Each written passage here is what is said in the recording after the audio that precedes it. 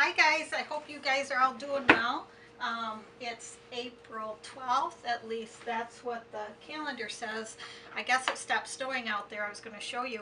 I think you're supposed to get 10 to 16 inches over the next few days. So um, that's life in the UP of Michigan.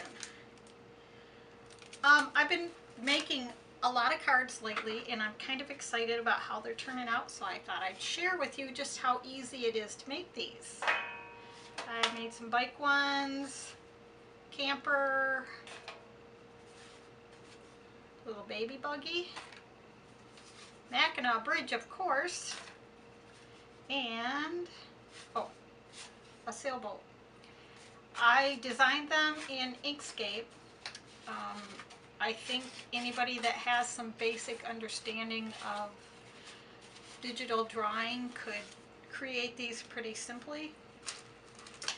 I want to just say that I like to copy and paste and to make the cut from Inkscape, and when you do that, you want to make sure that even if you say paste in place, that you check the size, because I find that the size generally changes when I paste it in to make the cut. So you want to check that. Probably true with any software that you're going to import into as well. Just always check that size. Don't assume that the size that you have, if you're using another design program, don't assume that the size that you drew it in or that you exported it out of is going to be the same when you get it into your cutting software. With that being said, we're going to get started here. You're going to want to make sure that you have a mat that is really sticky, because we're going to be cutting and drawing. You want to make sure that that paper does not move. If it moves, then nothing's going to line up. So I'm going to start with, I'm going to use watercolor paper today. I like this. It's 140 pound. It's really thick, but it makes really nice cards. So that's what I'm going to use today.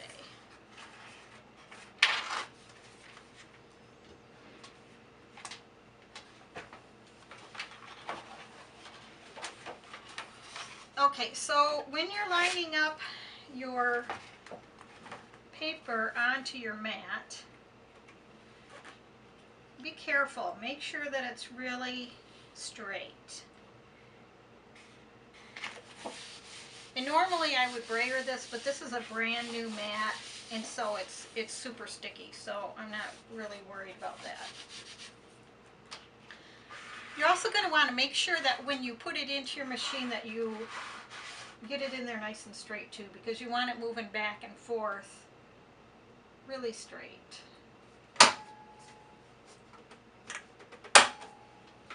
I think I need to fix those levers. Here's a Sharpie pen in a pen holder. That's what I'm going to use. Make sure that if you're using a pen holder like this, that the screw does not point toward the end of the zing. If it does, then it won't go back to home, and it's going to make a really, really loud, scary noise that you probably won't like. I use a tongue depressor a lot of times to set my height. For this, and I should be setting it over the paper, which I'm not. So I'm going to just raise it up just a little bit more than the height of this, but it should be fine. Okay, I'm going to go in to make the cut. Okay, the first thing you want to do is make sure you're going to have two layers. You're going to want to have a layer with your cut lines on it, and you're going to want to have a separate layer that has your draw lines. So make sure that your cut layer is off, because you're going to start with the pen as I showed you.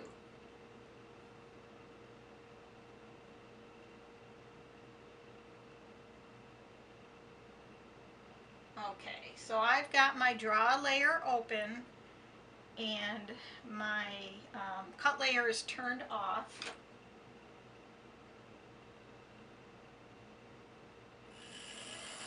Okay, for this, for drawing, I'm going to set the force right around 20.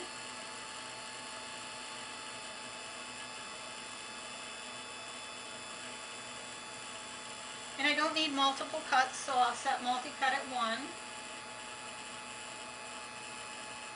I want to make sure that my offset is at 0.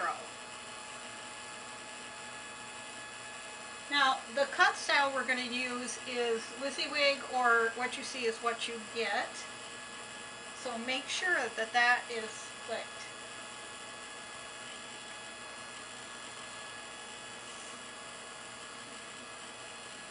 Okay, and I have my paper oriented the wrong way, so I'm going to fix that right now.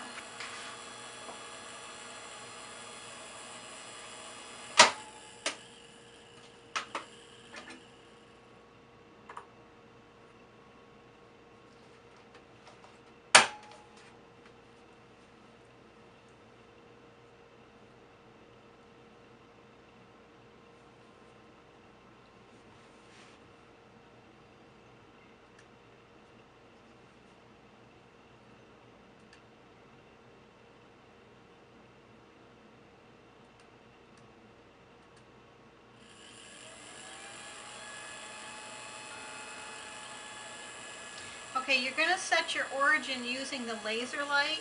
Make sure that you're not using the pen tip to set the origin. The origin needs to be right there at 0, which is the bottom right hand corner.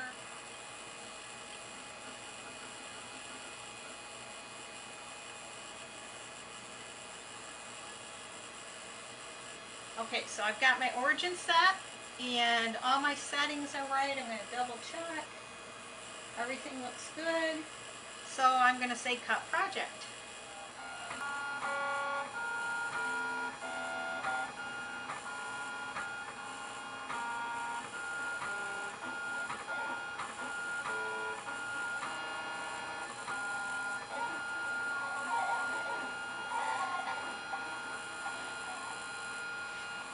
Okay, so it looks like our sketch turned out really nice, and it's time to cut. So I'll take the pen out and replace it with the blade.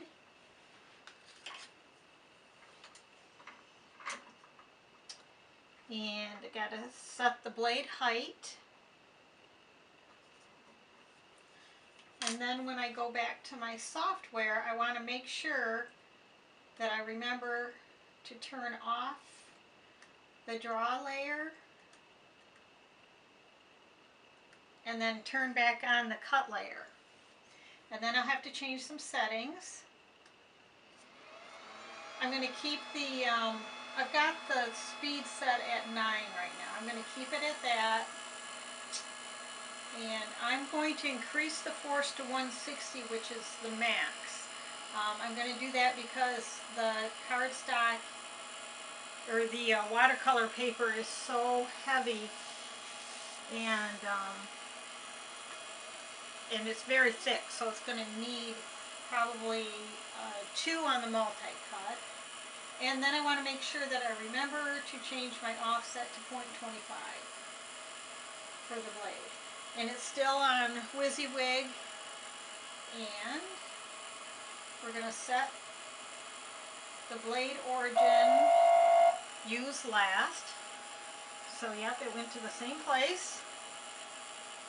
And I'm going to double check everything, and it looks like we're ready to cut.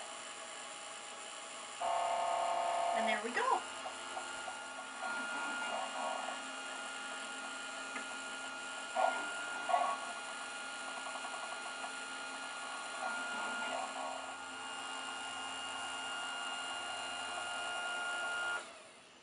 Okay, it looks great. Let's see if it cut through.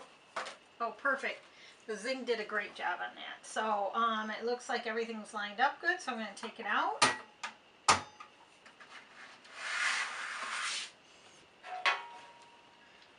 And remove it. It's a good idea when you take paper off a mat, if you flip the mat over, put a paper side down, and then peel the mat off the paper rather than the other way around, and you'll get better results. You don't get as much paper stuck to the mat this way, and it just comes off really nice.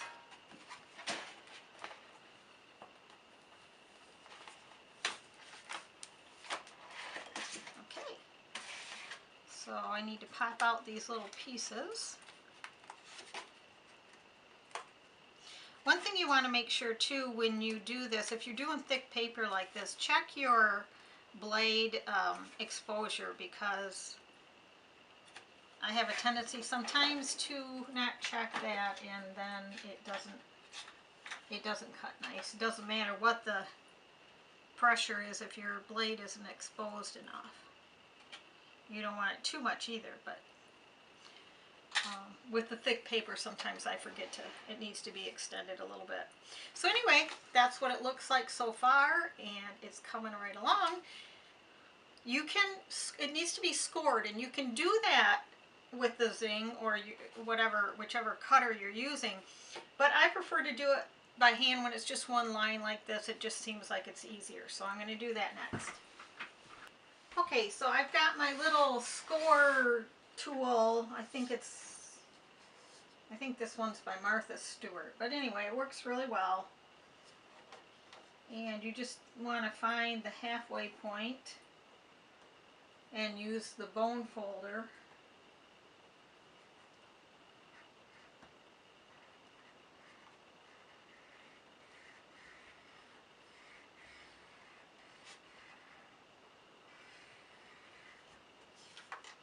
And that just makes a really nice score line. And then when I score it, I like to put the printed side down, because there's cuts that are close to the fold here. And if I try to fold it this way with the back down first, it might mess those up. So it works best if I put that side down and then just fold it like this.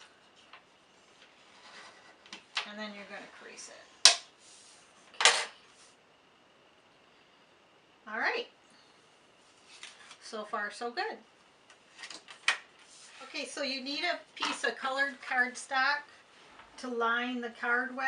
You can do that, you can cut it on your Zing if you want, but for just that, I just found it easier to cut it on this, so that's what I did for that.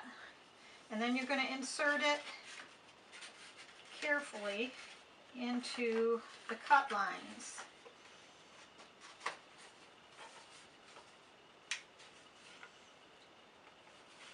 And it looks like I made mine just a little bit small. So you'll just have to measure and find out what you need.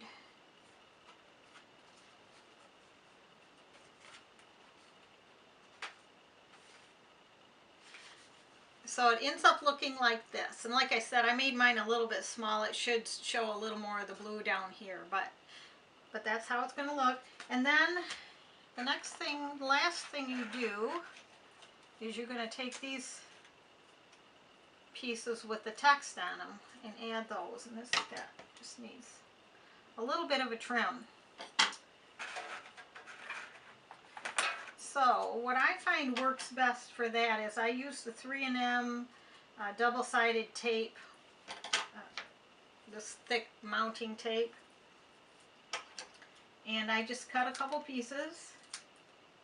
It's very easy to use. And you're just going to stick it on the back.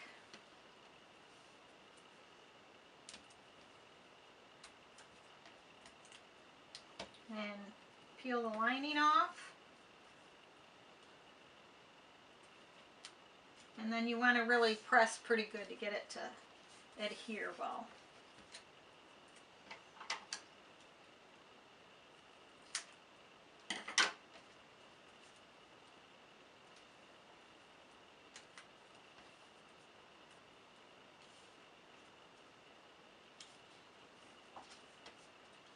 Okay, so there you have it. I thank you for watching, and I hope you learned something, and I hope you enjoyed it.